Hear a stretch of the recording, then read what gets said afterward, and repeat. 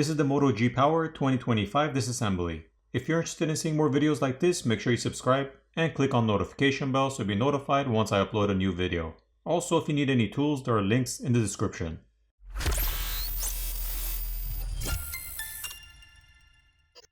We'll start off by removing the SIM tray.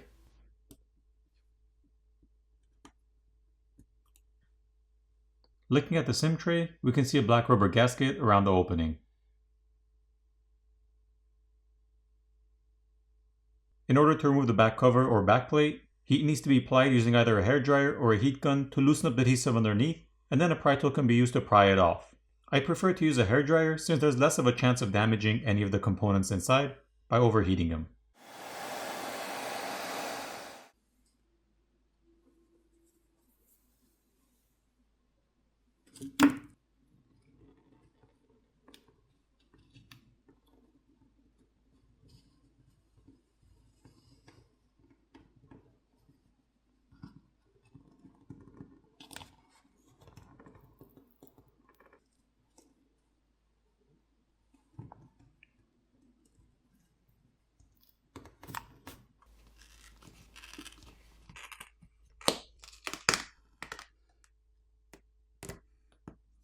Here's a better look at the vegan leather backplate.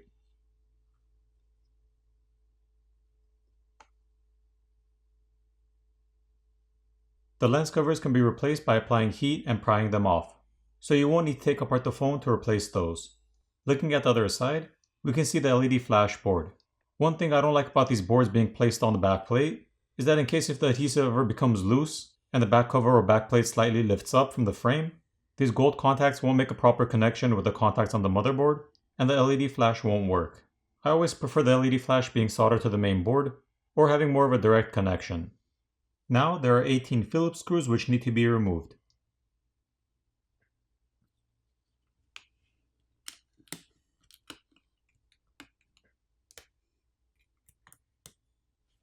Looking at the top motherboard cover, we see antenna lines drawn, which are the light gray color lines. The NFC antenna is located here, and this is the ambient light sensor. The wireless charging coil is located in the center, and there's also some graphite film to help transfer heat. Here's a look at the other side. The battery cable can now be disconnected, followed by the rest of the cables. There's some copper tape on the shields to help transfer heat, which also needs to be peeled off slightly in order to be able to disconnect the rest of the cables.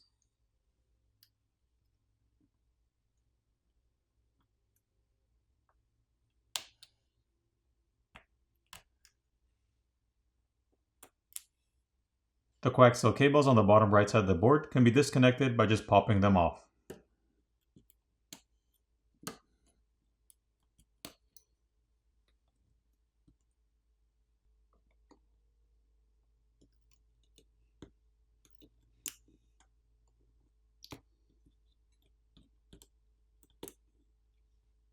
Taking a look at the motherboard, we see the 50 megapixel primary camera, as well as the 8 megapixel ultra wide. The main camera has OIS or optical image stabilization.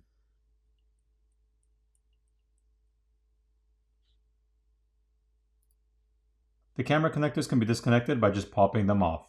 There's a secondary microphone on the top corner, and a liquid damage indicator sticker, which is that white sticker. The proximity sensor is located on the other side, and we can see the 16 megapixel front facing camera. There's additional graphite film and copper tape, as well as thermal paste on the back to help transfer heat. And the SIM and memory card reader is located underneath the graphite film. Once the graphite film and copper tape have been peeled back, we see additional thermal paste on top of the processor and RAM. Here's a better look with the thermal paste removed. So when it comes to removing the battery, Motorola still hasn't provided any pull tabs or a pull pouch to help you pry it off, so you'll need some isopropyl alcohol, and you'll need to apply it to the sides of the battery and let it sit for about 30 seconds to a minute so it eats away at the adhesive underneath, making it easier to pry it off.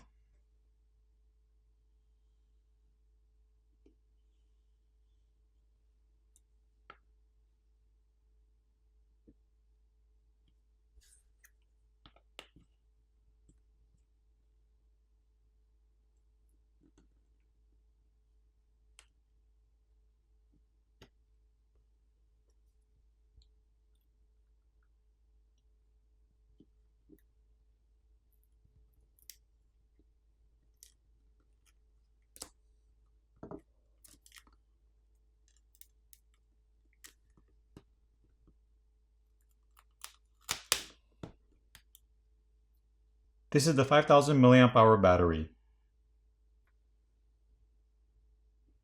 Once the battery has been removed, we see this flex cable which connects the main board to the subboard, and the flex cable for the screen which is routed through an opening in the mid-frame. If you needed to replace the screen, you'd have to remove the back plate, the screws on the top motherboard cover and the cover itself, disconnect the battery cable and the screen cable, pry the battery off, giving you access to the screen cable, at which point you'd heat up the front of the phone where the screen is to loosen up the adhesive underneath, pry the old screen off, apply new adhesive, reapply the new screen making sure you run the flex cable back to the opening in the mid-frame, and reassemble the phone.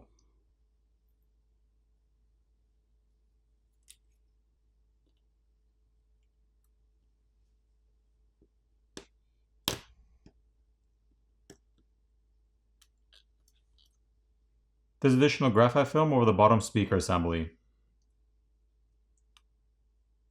And here's the speaker itself. There's also an antenna board to the side of the speaker that the blue coaxial cable is connected to.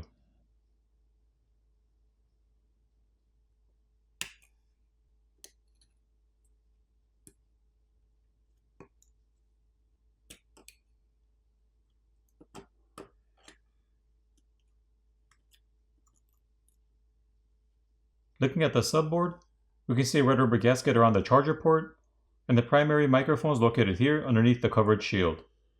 Next to that is another liquid damage indicator sticker, which is that white sticker. Here's a look at the other side.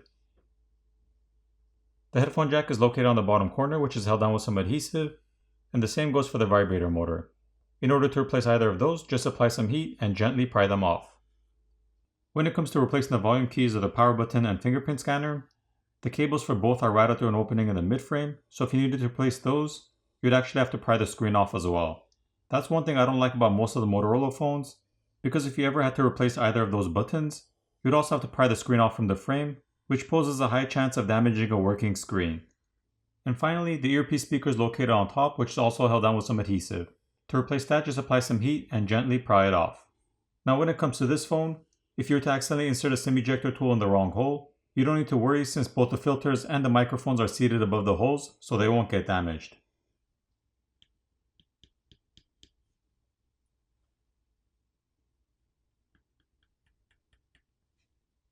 For the repairability score on this phone, I give it a 5 out of 10. Now it's time to put the phone back together.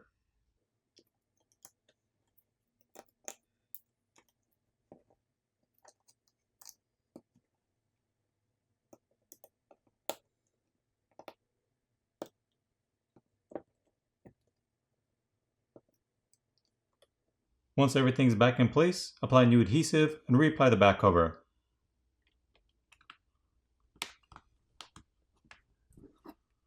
Flip over the phone, power it on, and you're done. I hope you enjoyed this video, and I'll see you in the next one.